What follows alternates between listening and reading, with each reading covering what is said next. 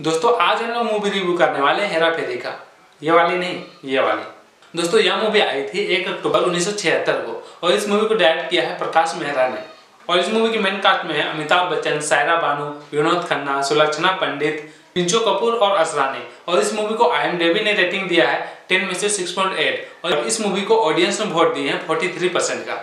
और दोस्तों मैं आपको वीडियो के अंत में बताऊंगा कि इस मूवी का बजट कितना था और यह मूवी ने कितने तक का कलेक्शन किया था। तो यह वीडियो काफी इंटरेस्टिंग है, तो इस वीडियो को अंत तक जरूर देखिएगा। और साथ में नीचे ये कमेंट कर दीजिएगा कि आपने यह मूवी देखी है या नहीं, और अगर आपने इस मूवी को देख ली है तो यह मूवी आपको कैसी लगी मुझे नीचे कमेंट बॉक्स पे जरूर कमेंट करें।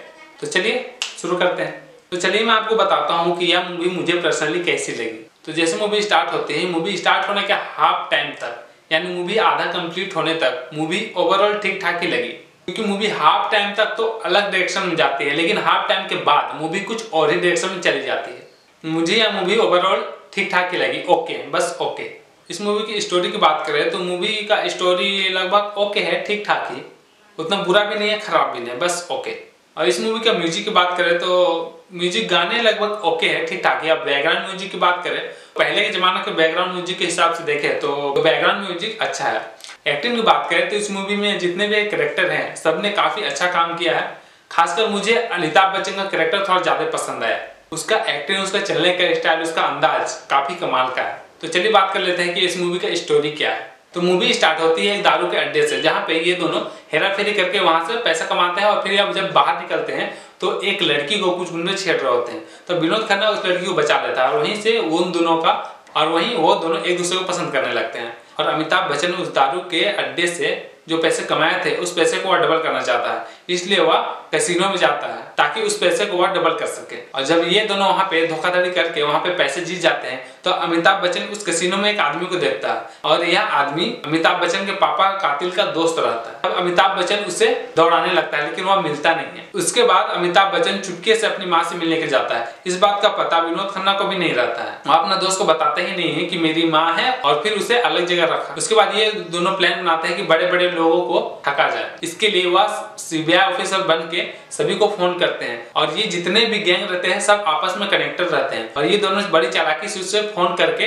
डरा धमका के उनको मीटिंग करने पे मजबूर कर देता है और ये दोनों उसका प्लान सुनने के लिए चले जाते हैं। और जब ये दोनों उन सबका प्लान सुनने के लिए जाते हैं तो वह गुंडे इनको देख लेते हैं और यह दोनों वहां से बच के भागते हैं। तब वह दोनों एक लड़की के घर में घुस जाते हैं और यह वही लड़की रहती है जिसकी इज्जत विनोद खन्ना ने बचाई थी। उसके बाद अगला सीन में वो दोनों उन सभी गुंडों से पैसा लूट के अपने घर आ जाते हैं। तब उसके बाद एक लड़की आती है उन लोगों को घर, बहाना बना के कुछ गुंडे मेरा पीछा कर रहे हैं, और उसके घर में वो रुकती है और फिर सारा पैसा वो सुबह लेके भाग जाती है और साथ में एक लेटर छोड़ जाती है। उसके बाद वहीं पे पुलिस वाले आ जाते हैं और फिर वो दोनों को पकड़ के ले जाते हैं। उन पर इल्जाम लगता है चोरी का, लेकिन कोई सबूत नहीं होने की वजह से उनको छोड़ दिया जाता है। तो वो बाहर निकलते हैं और फिर वह एड्रेस पे जाते हैं जो उस लड़की ने दिया था, लेकिन वो दोनों उस लड़की के घर जाते हैं। लेकिन विनोद खन्ना नीचे रहता है ताकि सब पे नजर रखा जा सके और किसी तरह का कोई फ्रॉड होता है तो। और अमिताभ बच्चन जाता है ऊपर, और ऊपर अमिताभ बच्चन एक शीशी निकालता है जिसका 2 बूंद पानी में डालने से वह पानी पेट्रोल बन जाता है। और वह लड़की अमिताभ बच्चन को बोलती है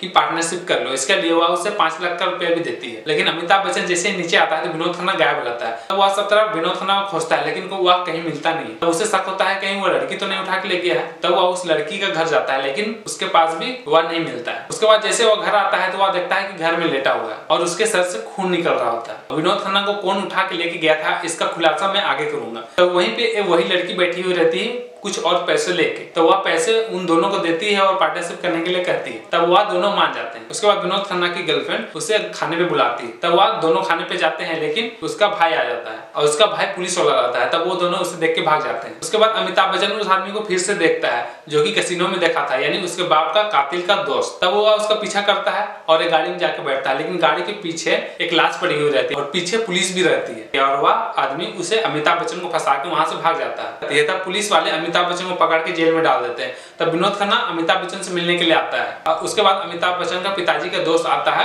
अमिताभ बच्चन का बेल करवाने के लिए और वह बेल करा देता है। लेकिन इस आदमी को गौर से सुनिएगा, समझिएगा, इस आदमी का 2 रूप रहता है। एक का नाम रहता है घनश्याम दास और उसका नाम रहता है पीके, और यही कातिल रहता है अमिताभ बच्चन के पापा का। लेकिन यह पीके जुर्म करने के लिए पीके का इस्तेमाल करता है और लोगों के सामने अच्छा बनने के लिए घनश्याम दास का इस्तेमाल करता है। जब घनश्याम दास उसको बेल करवा लेता है तो अमिताभ बच्चन से वह उसकी माँ के बारे में पूछता है। तब उसके बाद विनोद खन्ना को शौक लगता है, तो वह पूछता है कि तुम्हारी माँ भी है, तुमने तो मुझे बताया नहीं। तो अमिताभ बच्चन से जब वह पूछता है तो सारा कहानी वह बताता है विनोद खन्ना को। तो उसकी माँ है और उसकी पापा को कोई मार दिया था, जिसका वजह से उसकी माँ का दिमागी संतुलन हिल गया और उसका इलाज वह एक प्राइवेट जगह में करवा रहा है। और पीके को उसकी माँ ने कष्ट करते हुए देखा था, जिसके पास उसकी दिमागी हालत खराब हो जाती है और वह बेहोश हो जाती है। और अमिताभ बच्चन उस समय विनोद को पीके का फोटो भी दिखाता है जो उसके पास उस कत्ल के जगह पे मिला था। और घनश्याम दास वहीं पे विनोद खन्ना के गला में एक लॉकेट देखता है और यह लॉकेट का भी काफी इंटरेस्टिंग कहानी है। एक्चुअली घनश्याम दास बोलिए चाहे पीके कहिए, समझ लीजिए पीके। तो पीके का एक फैमिली था, उसकी पत्नी और उसका बेटा।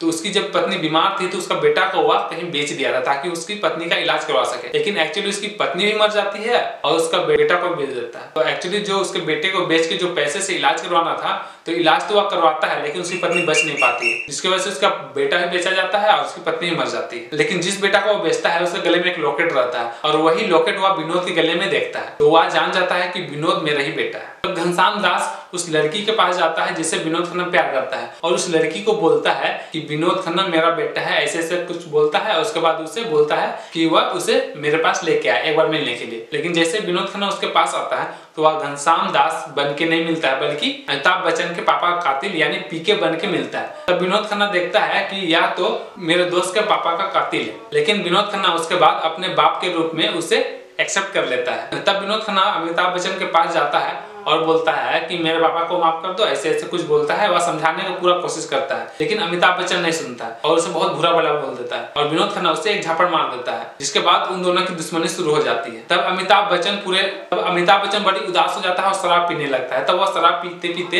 एक रोड में जाके पड़ा हुआ रहता है। तब उसके बाद वह लड़की उसे अपने घर में लेके जाती है, जो लड़की उन दोनों घर में जाके पैसा चोरी की थी वो, और वह लड़की घनश्याम दास और पीके को भी पहचानती थी। तब वह लड़की पीके के पास जाती है और बोलती है कि यह मेरे पास है। एक्चुअली पीके को भी पता रहता है कि अमिताभ बच्चन उसके बाप का कातिल को फोटो लेके ढूंढ रहा है। तब पीके उस लड़की को बोलता है कि अमिताभ बच्चन पर नजर रखे, उससे प्यार का नाटक करे और वह उसके जरिए उसकी मां तक पहुंचे। वह उससे प्यार का नाटक तो करती है लेकिन उसे सच में प्यार करने लगती है और इस बात का पता उस पीके के आदमियों को चल जाता है। तब वह विनोद खन्ना को बताता है। तब विनोद खन्ना उसके पीछे जाता है। उसके बाद अमिताभ बच्चन अपनी मां से बात कर रहा होता है। तब विनोद खन्ना दूसरे फोन पे उसे सुन लेता है। उसके बाद वह मुंबई जाता है जहाँ पे अमिताभ बच्चन अपनी माँ को छुपा के रखा हुआ था। तब उसकी माँ का एक्सीडेंट विनोद खन्ना की गाड़ी से हो जाता है। तो वह अपने घर लेके आता है और उसका इलाज करवाता है। लेकिन उसके बाद विनोद खन्ना अपने पापा को बताता है कि किसी को वह बचाने के लिए लेके आया है। जब पीके उससे देखता है तो वह जान जाता है कि यह अमिताभ बच्चन की मां है। उसी के बाद अमिताभ बच्चन उन लोगों के अड्डे में घुस जाता है। अमिताभ बच्चन और पीके और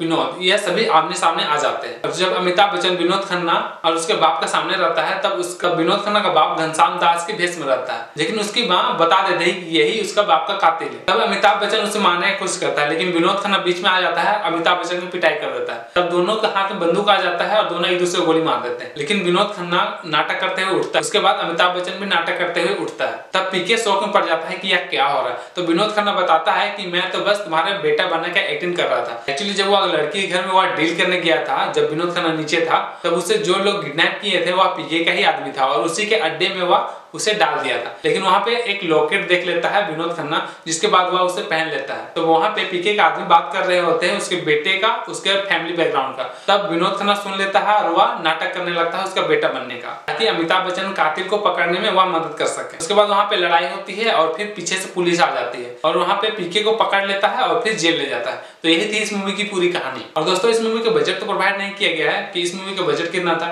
लेकिन इस मूवी ने टोटल इंडिया से नेट कलेक्शन किया था 3 करोड़ का और इस मूवी ने टोटल वर्ल्ड वाइड कलेक्शन किया था 6 करोड़ का। और दोस्तों यह मूवी हिट थी या फिर फ्लॉप थी यह तो कहा नहीं जा सकता है क्योंकि इसका बजट ही रिवील नहीं किया गया। तो मैं यह फैसला आप पे छोड़ता हूँ कि आपको यह मूवी कैसी लगी, यह मूवी हिट थी या फिर फ्लॉप। तो चलिए वीडियो को एंड करते हैं। अगर आपको ये वीडियो पसंद आती है तो लाइक शेयर कमेंट कर दीजिएगा, साथ ही साथ चैनल को भी सब्सक्राइब कर लीजिएगा।